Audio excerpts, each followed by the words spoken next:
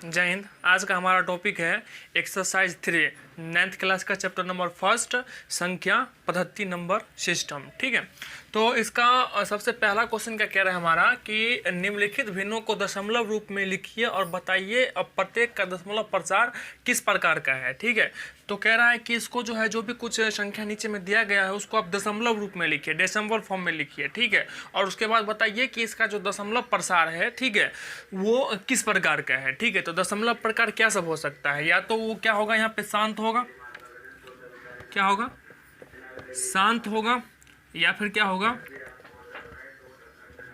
अशांत आवर्ती। ठीक है, अनवशानी। अशांत को हम अनवशानी भी कहते हैं, ये दोनों एक ही बात है, या तो अशांत कह लो या फिर क्या कह लो आप अनवशानी कह लो। ठीक है, और आवर्ती या तो अशांत आवर्ती कह दो या फिर अनवशानी आवर्ती कह दो। ठीक है, कोई दिक्कत नहीं है। ठीक है, तो ये दो ही फॉर्म में हो सकता है। क्यों भाई दो ही फॉर्म में क्यों हो सकता है ये? क्योंकि ये सभी क्या है, परमेय संख्या है। इसको आप चेंज करोगे तो 8 4 32 और 1 33/8। ठीक है, तो ये जो भी कुछ है वो क्या है हमारा P/Q के फॉर्म में है, और जहाँ Q क्या हमारा 0 नहीं है। ठीक है, तो P/Q के फॉर्म में जो भी कुछ कोई संख्या रहती है और जहाँ पे Q जो है वो 0 नहीं होता, वो क्या होती है, परमेय संख्या होती है। तो ये सारा परमेय संख्या है, और परमेय संख्या का दशमलव प्रसार जो होता है या तो वो शांत होगा या फिर क्या होगा हमारा अशांत आवर्ती होगा। ठीक है, शांत को कहते हैं इंग्लिश में टर्मिनेटिंग।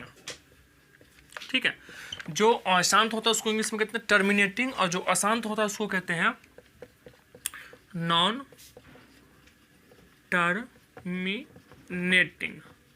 ठीक है, शांत हो गए थे टर्मिनेटिंग, जो अशांत होता है उसको कहते हैं नॉन टर्मिनेटिंग, और आवर्ती को कहते हैं रिपीटिंग।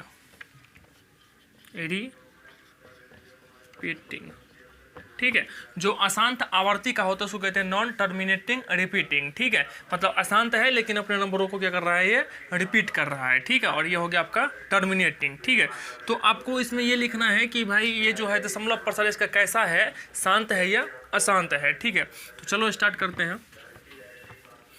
इसमें पहला हम क्या कह रहा है हमारा, पहले नंबर को सॉल्व करेंगे। पहला हम क्या कह रहा है 36/100। 36 बटा क्या है ये 100 है। ठीक है, तो इसमें क्या करना है, हमें 100 से 36 में क्या करनी है, भाग करनी है। ठीक है, तो भाग की प्रक्रिया आप करोगे। अब ये तो 100 से 36 में डिवाइड तो होगा नहीं, तो क्या करेंगे यहाँ पे हम पॉइंट लगाएंगे, यहाँ पे 0 लगाएंगे। 100 300 माइनस करोगे 60 आएगा, फिर 0 लोगे, फिर 0 डालोगे यहाँ पे तो क्या हो जाएगा 6, तो ये हो जाएगा आपका 600, और ये हो जाएगा आपका 0, मतलब कट जाएगा। तो इसका दशमलव प्रसार कितना हो गया, ये 0.36।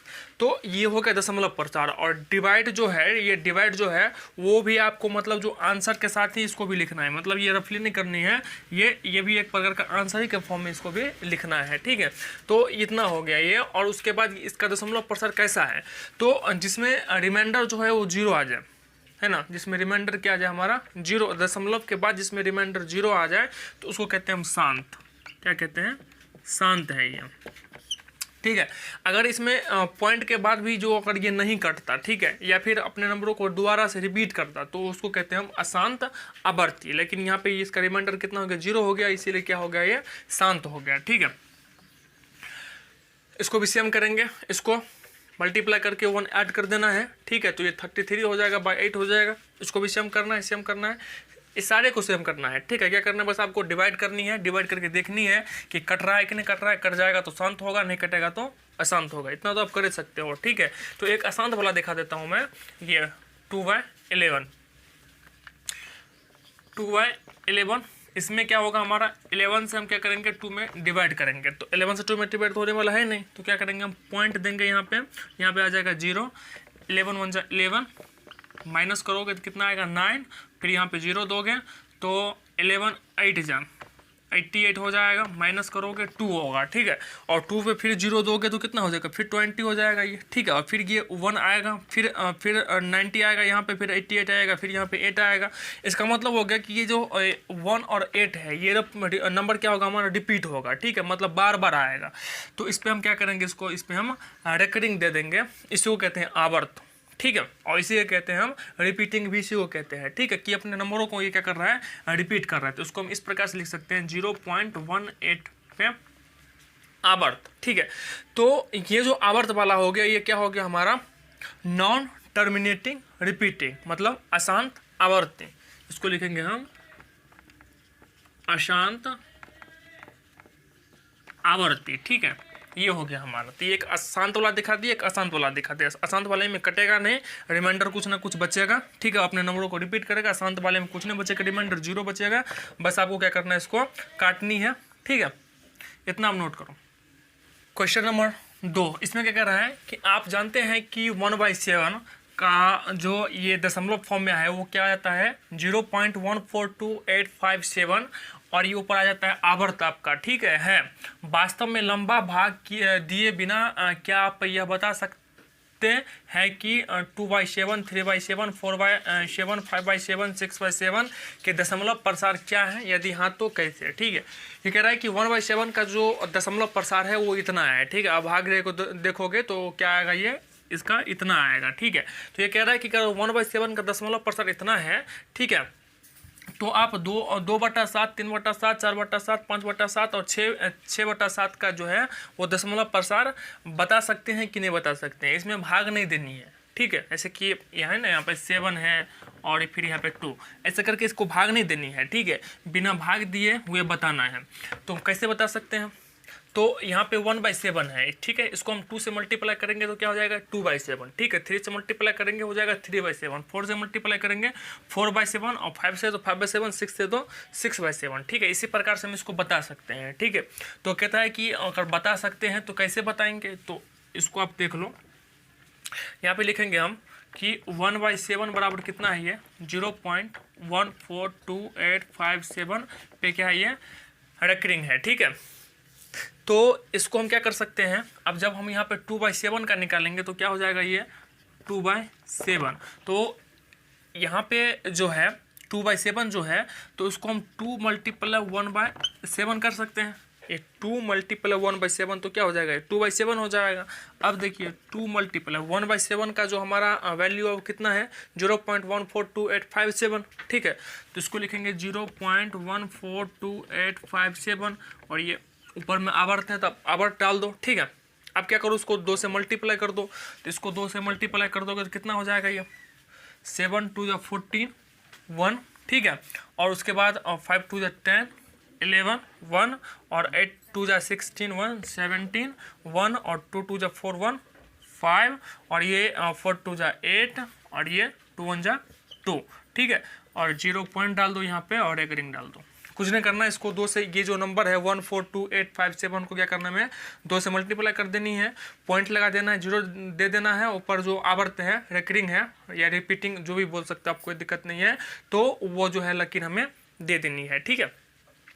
अगला क्या हमारा 3/7, सेम करना है इसमें भी, 3 × 1/7, 3 को 1/7 से मल्टीप्लाई कर देंगे तो 3/7 आ जाएगा हमारा, ठीक है।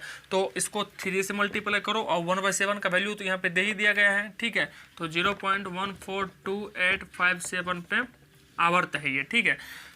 इक्वल करोगे तो कितना हो जाएगा, 7 × 3 = 21, 2, और ये 5 × 3 = 15, 17, 1, और 8 × 3 = 24, और 1, 25, 2, और ये हो जाएगा 3 × 2 = 6, और 2, 8, और ये हो जाएगा आपका 4 × 3 = 12, 1, और ये हो जाएगा 3, 1, 4, 0 पॉइंट, इस पर कर दो आप, आगे करेंगे, ठीक है।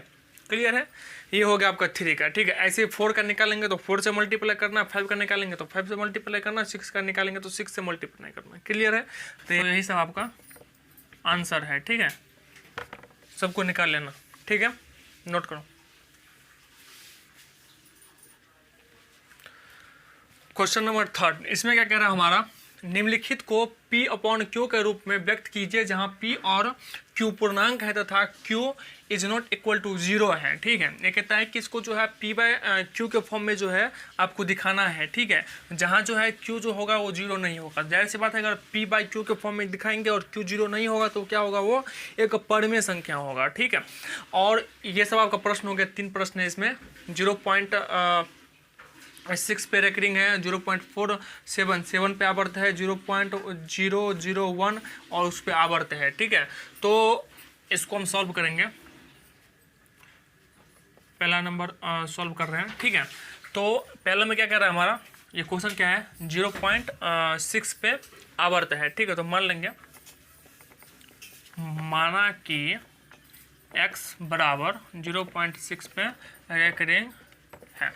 इसको मान लिए x, ये जो नंबर दिया हुआ इसको क्या मान लेंगे हम, x मान लेंगे कि भाई ये x है। ठीक है, उसके बाद देखिए या x बराबर 0.66666।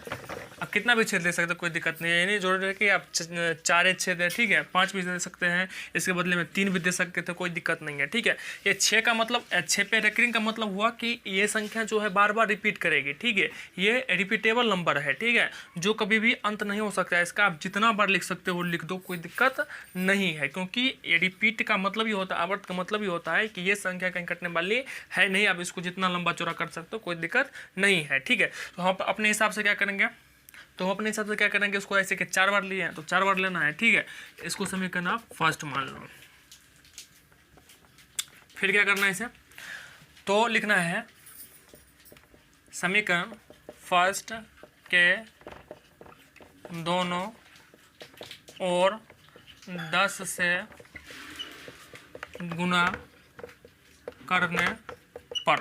अब क्या करेंगे भाई, तो समीकरण फर्स्ट जो इक्वेशन फर्स्ट हमारा आया है, ठीक है, उसमें क्या करेंगे हम, दोनों तरफ जो है 10 से मल्टीप्लाई कर देंगे। ठीक है, इधर भी कर देंगे 10 से मल्टीप्लाई, उधर भी कर देंगे 10 से मल्टीप्लाई। ठीक है, अब भाई 10 से ही मल्टीप्लाई क्यों करेंगे, तो चूंकि जितने पॉइंट के बाद, ठीक है, पॉइंट के बाद जितने नंबर पे हमारा जो है ये आवर्त है। ठीक है, तो पॉइंट के बाद कितने नंबर पे आवर्त है, 1 नंबर पे आवर्त है। ठीक है, तो पॉइंट के जितने नंबर के बाद जो है आवर्त है, ठीक है, उतना हम क्या करेंगे, 1 पे उतना 0 से मल्टीप्लाई कर देंगे। ठीक है, तो यहाँ पे पॉइंट के बाद 1 नंबर है, उस पर आवर्त है, तो 1 पे 1 0 से मल्टीप्लाई कर देंगे। यहीं पे जो है अगर 2 नंबर पे आवर्त रहता है, ऐसे कि यहाँ पे 3 नंबर पे आवर्त है, तीसरे क्वेश्चन में 3 नंबर पे आवर्त है, तो इसको हम क्या करेंगे, हम 1 पे 3 0 से मतलब 1000 से मल्टीप्लाई करते हैं। ठीक है, तो पॉइंट के बाद जितने नंबर पे आवर्त रहेगा उतने 0 से यहाँ पे क्या करेंगे, हम मल्टीप्लाई करेंगे। इसको क्लियर है।